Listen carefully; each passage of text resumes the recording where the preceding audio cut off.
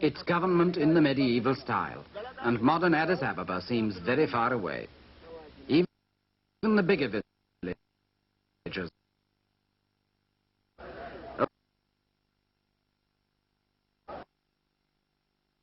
eye for an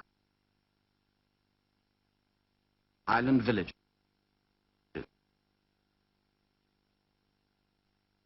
Where all the men of a community are summoned by the Emperor's commissioner to uncover a criminal.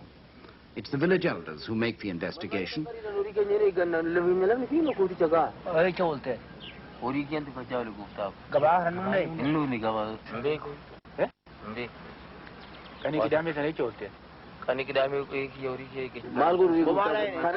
If they can't agree on a culprit, every man present will suffer his share of a collective punishment.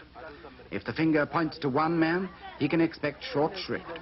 In every village marketplace, the public gallows still waits for the murderer or the rebel. But what's law for the poor in Haile Selassie's empire is less often law for the rich. The Ethiopian parliament is the emperor's own creation, a little nudge of his people towards constitutional government. But it's twice refused to pass the emperor's own land reform law because its members won't give away their own privileges.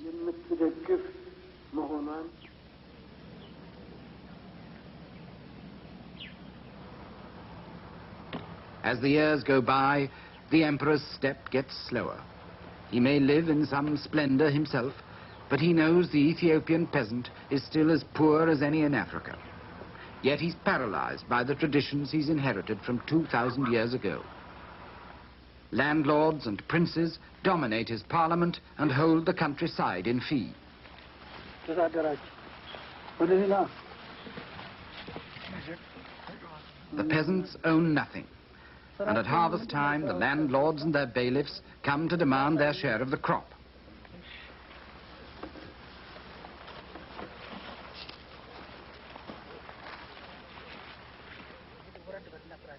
The landlords may not be as powerful as they used to be, but like the barons of feudal England, they're still strong enough sometimes to hold even the monarch at bay, still strong enough to hold the people in complete subservience.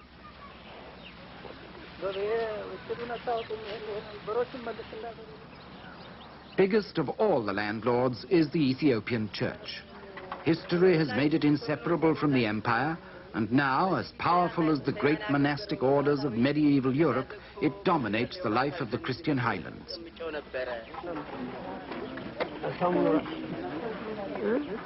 The church is the cross that is also the nation's salvation, both a reactionary burden and a civilizing influence. Its priests may be ignorant, but they're usually the only people for miles around who can read or write. Its schools are pathetic, but until Haile Selassie's reign, few other schools existed. 90% of his people remained totally illiterate.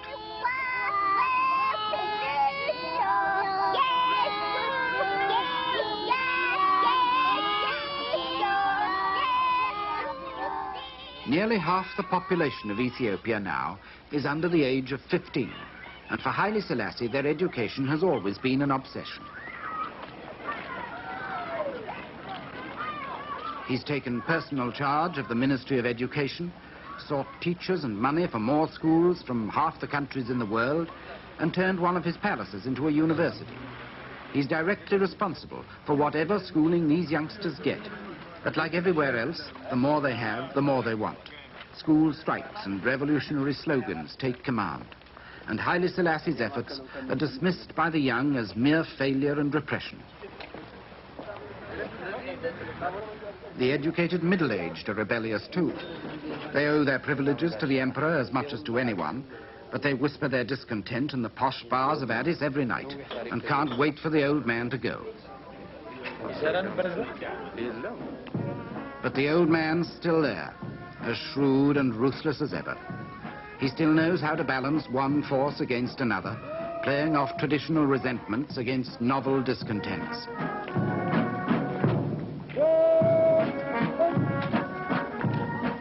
Some of the latest challengers to Haile Selassie's rule combine the old and the new Ethiopian divisions and discontents. Down near the coast in Eritrea, where the Italians had their empire for half a century, There's a popular liberation front now, fighting for independence from Haile Selassie, and joining the old battle of Islam against Christianity with a new revolutionary movement against an ancient monarchy.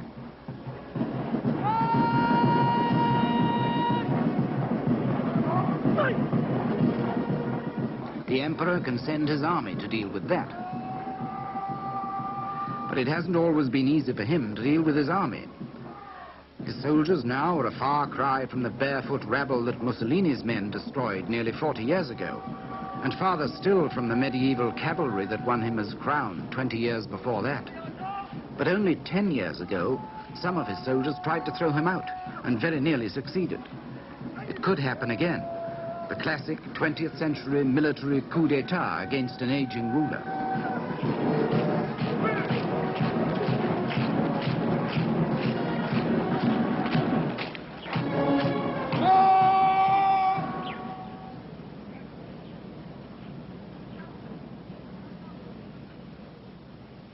Haile Selassie is a lonely man now. His wife, 2 sons, a daughter are all dead, and though others remain to keep him company now and then, the essential solitude of his life on the tightrope of power must grow more oppressive every year. On one side, there's still the old Ethiopian world of feudal power and tradition. On the other, there's the new challenge of his own reforms, the educated youngsters and the modern army officers who want the world and would like it now.